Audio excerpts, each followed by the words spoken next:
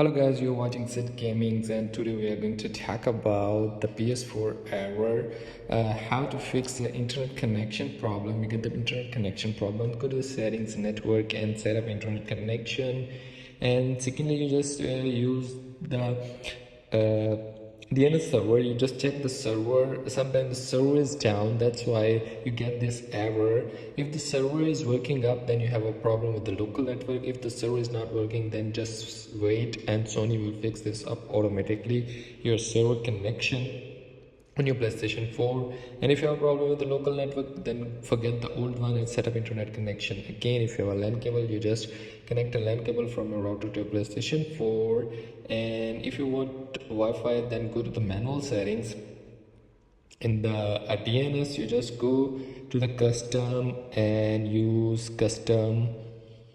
You can set a easy and a custom, then you just press the custom and manual.